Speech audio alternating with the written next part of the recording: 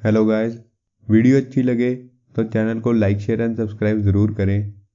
ये स्टोरी है सेठ गोविंद राम की, जिनका एक बैंक था पीपल नगर टाउन में और इनका बैंक पूरे एरिया में बहुत ही ज़्यादा मशहूर था।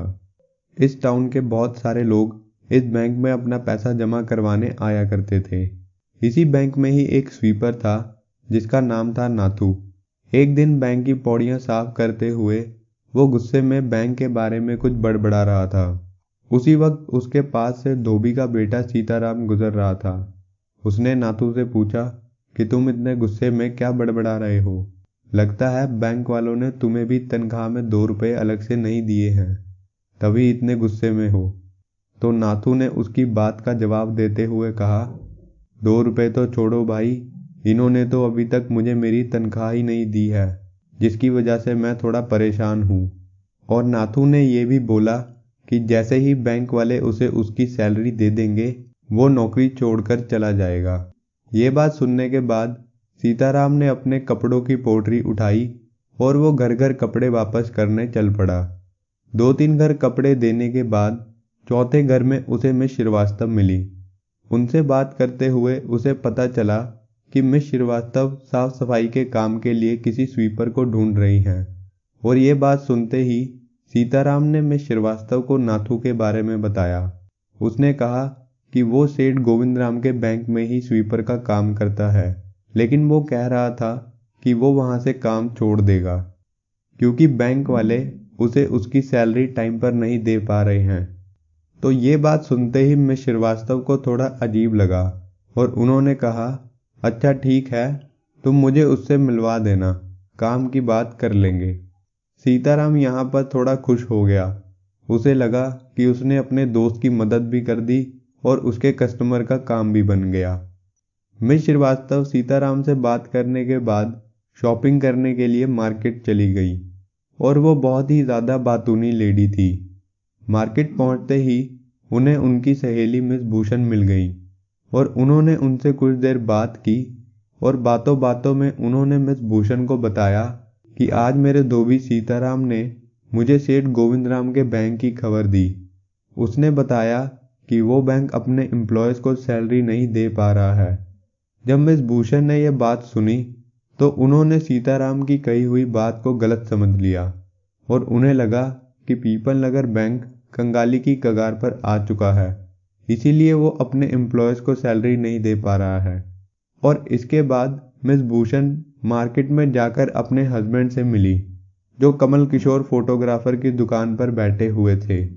अपने हस्बैंड से बातचीत करते हुए उन्होंने पीपल नगर बैंक की खबर अपने हस्बैंड को दी और वहीं पर यह खबर कमल किशोर जो फोटोग्राफर था उसके कानों में भी पड़ गई। वो ये खबर सुनते ही चौंक उठा। मिस भूषण की यह खबर सुनते ही फोटोग्राफर कमल किशोर ने पास ही की दुकान में जो नाई दीपचंद था उसको आवाज़ लगाई, क्योंकि उसका अकाउंट उस बैंक में ही था और दीपचंद उस वक्त अपने किसी कस्टमर के बाल काट रहा था। और ये खबर सुनते ही वो बहुत ज़्यादा घबरा गया और अपने कस्टमर को ही जख्मी कर बैठा। जिस कस्टमर को दीपचंद ने जख्मी किया था उस कस्टमर का भी अकाउंट उसी बैंक में था। तो उस कस्टमर ने गोविंद राम जो बैंक का ओनर था उसको फ़ोन मिलाया, लेकिन गोविंद राम ने उसका फ़ोन नहीं उठाया और उसे ये पता चला कि वो कश्मीर में छुट्टियां मनाने के लिए गया हुआ है। और उसने ये कश्मीर वाली बात आसपास सब लोगों को बताई और इस बात के बाद लोगों का शक यकीन में बदल गया और ये बात हवा की तरह फैल गई कि बैंक पूरी तरह से डूबने वाला है। ये खबर वहाँ बैठे हुए एक भिखारी गणपत को भी पता चली, जिसने अपना पैसा उसी बैंक में जमा करवा रखा था। तो वो भी एकदम से उठ खड़ा हुआ और बैंक की तरफ अपने पैसे लेने के लिए भागा। वो भीख मांगने के लिए पैर ना होने का नाटक करता था। जब वो पैसे लेने के लिए बैंक की तरफ भागा तो उसे भागता देख लोगों के होश उड़ गए। और भी बहुत सारे लोगों का उस बैंक में अकाउंट था। वो सब लोग भी बैंक के बाहर इकट्ठा हो गए।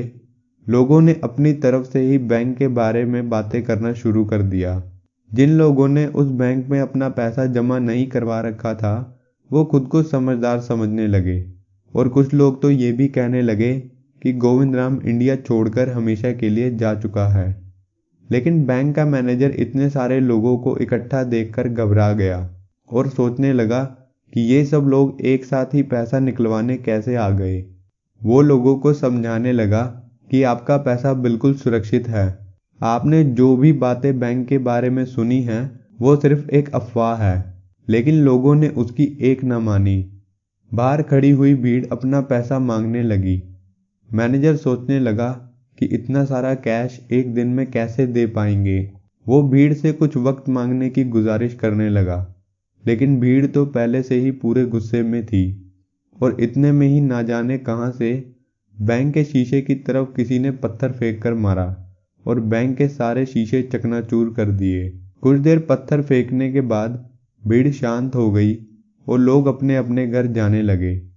अगले दिन जब नाथू बैंक में आया तो टूटे हुए शीशे देखकर गुस्से में बोलने लगा कि तनख्वाह तो टाइम पर देते नहीं हैं और ऊपर से इतना काम और बढ़ा रखा है। इतने में सीताराम ने आकर नाथू को बताया कि मैंने तुम्हारे लिए नया काम ढूंढ लिया है और तुम ये काम छोड़ दो। वैसे भी बैंक के पास किसी को देने के लिए एक पैसा भी नहीं बचा है। नाथू ये बात सुनकर बहुत ज़्यादा चौंक गया और सीताराम से पूछने लगा कि ये क्या बोल रहे हो, ये कब हो गया। सीताराम ने कहा, सारे शहर को पता है कि ये बैंक कंगाल हो चुका है। नाथू गहरी सोच में पड़ गया कि कल तक जो बैंक पूरे टाउन में इतना मशहूर था, आज एकदम से कंगाली की कगार पर कैसे आ गया। जबकि इस बात का असली कारण नाथू ही था। उसकी कही हुई बात ही अफवाह बनी और पूरे बैंक का ये हाल हो गया और उसके लिए ये बात एक रहस्य बनकर रह गई। तो ये थी हमारी पूरी स्टोरी।